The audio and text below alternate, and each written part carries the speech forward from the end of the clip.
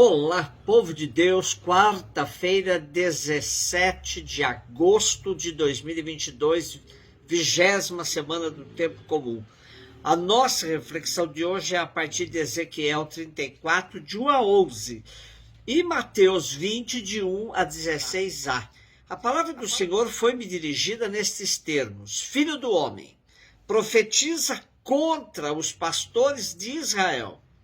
Profetiza, dizendo-lhes: assim fala o Senhor Deus aos pastores. Ai dos pastores de Israel que se apacentam a si mesmos. Não são os pastores que devem apacentar as ovelhas? Vós vos alimentais com seu leite, vestis a sua lã, matais os animais gordos, mas não apacentais as ovelhas. Não fortalecestes a ovelha fraca, não curastes a ovelha doente, nem enfaixastes a ovelha ferida. Não trouxestes de volta a ovelha extraviada, não procurastes a ovelha perdida. Ao contrário, dominastes sobre elas com dureza e brutalidade. As ovelhas dispersaram-se por falta de pastor, tornando-se presa de todos os animais selvagens. Minhas ovelhas vaguearam sem rumo por todos os montes e colinas elevadas. Dispersaram-se minhas ovelhas por toda a extensão do país, e ninguém perguntou por elas, nem as procurou. Por isso, ó pastores, escutai a palavra do Senhor. Eu juro por minha vida, oráculo do Senhor Deus, já que minhas ovelhas foram entregues à pilhagem e se tornaram presa de todos os animais selvagens, por falta de pastor e porque os meus pastores não procuraram as minhas ovelhas, mas apacentaram-se a si mesmos e não as ovelhas. Por isso, ó pastores, escutai a palavra do Senhor. Assim diz o Senhor Deus: aqui estou para enfrentar os pastores e reclamar deles as minhas ovelhas. Vou tirar-lhes o ofício de pastor, e eles não mais poderão apacentar-se a si mesmos. Vou libertar da boca deles as minhas ovelhas, para não mais lhes servirem de alimento. Assim diz o Senhor Deus: vede, eu mesmo vou procurar minhas ovelhas e tomar conta delas. Para os que estavam no cativeiro da Babilônia, Ezequiel apresenta uma nova perspectiva. Terão o governo do próprio Deus, que será o pastor a cuidar diretamente do seu povo. Os reis de Israel fracassaram na sua missão, mostraram-se fracos e aproveitadores do povo. Ao invés de apacentar suas ovelhas, apacentavam-se a si mesmos, deixando-as entregues à própria sorte. Ezequiel enumera as prevaricações dos reis que entregaram suas ovelhas a todo tipo de pilhagem e exploração. Ao contrário dos que muito diziam que o cativeiro era culpa de Deus, que havia abandonado o seu povo, Ezequiel deixa claro que foram os reis os culpados pelas desgraças que sobrevieram sobre as ovelhas de Israel. Quando, porém, parece que tudo está perdido, eis que o profeta apresenta a decisão de Javé de fazer uma reviravolta na situação, tirando dos maiores de Israel qualquer poder sobre o povo, e que de agora em diante será ele mesmo a cuidar de cada um.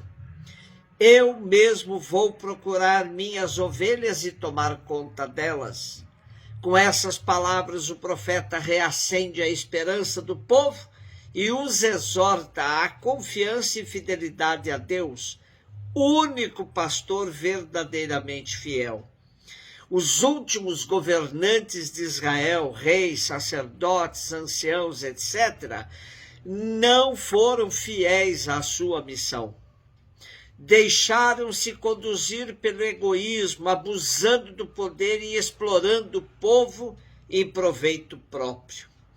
Ai dos pastores de Israel que se apacentam a si mesmos. Era o grito acusador do profeta.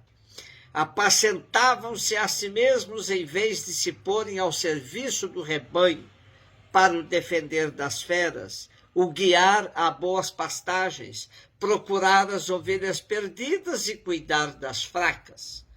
E sobreveio a tragédia, a queda de Jerusalém, o exílio. Agora Deus pede-lhes contas pelos danos causados e vai retirar-lhes o poder sobre o povo, encarregando-se ele mesmo de cuidar delas. Mateus 20, de 1 a 16a. Disse Jesus aos seus discípulos esta parábola.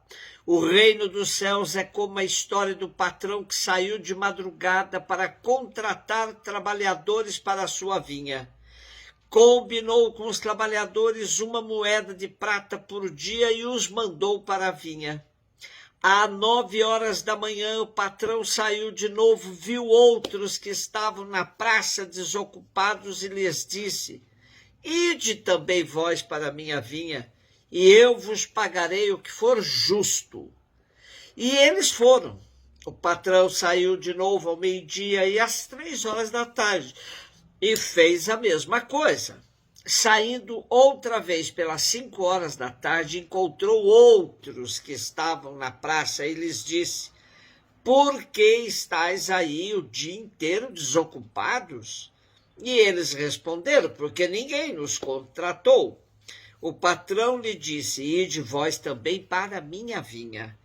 Quando chegou a tarde, o patrão disse ao administrador: Chama os trabalhadores e paga-lhes uma diária a todos, começando pelos últimos até os primeiros. Vieram os que tinham sido contratados às 5 da tarde, e cada um recebeu 1 moeda de prata.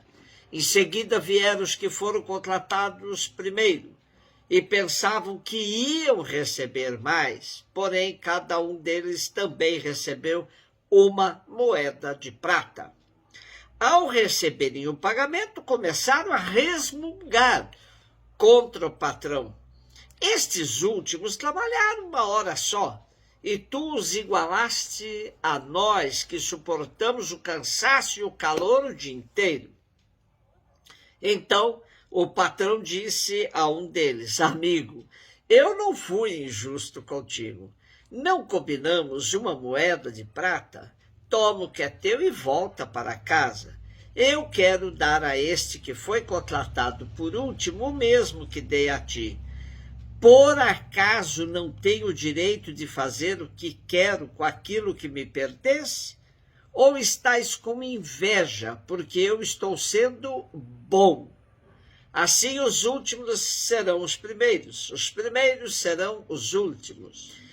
À primeira vista, a nós essa parábola parece injusta, pois o pagamento não é proporcional ao esforço de cada um. Porém, precisamos ter claro que Jesus está dizendo que o reino é como a história do patrão que pagou igual a todos os seus operários, independente do tempo de serviço. No reino não existem marginalizados, todos têm o mesmo direito de participar da bondade e misericórdia de Deus, que superam tudo o que nós consideramos como justiça. No reino não há lugar para o ciúme. Aqueles que julgam possuir mais méritos que os outros devem aprender que o reino é gratuito. Por outro lado, esta parábola contada por Jesus com tanta vivacidade é um aviso ao povo de Israel, o primeiro a ser chamado, para que se alegre com o surpreendente uso que o Senhor faz da liberdade em relação aos últimos, os pagãos, os publicanos, os pecadores. Mas é também um aviso a nós cristãos de hoje para que nos convertamos aos critérios de Deus. Não são os ricos e poderosos que entram ou têm precedência no reino, mas os pobres e fracos. O reino de Deus não se conquista por méritos próprios, mas é um dom gratuito a acolher com humildade e gratidão. Por fim, essa parábola acaba com a falácia da chamada meritocracia que tantos propalam hoje.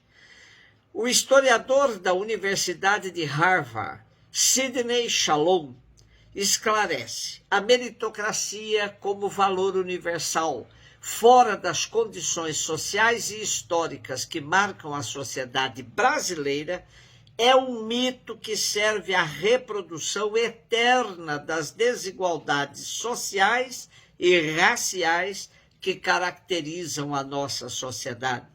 Portanto, a meritocracia é um mito que precisa ser combatido tanto na teoria quanto na prática.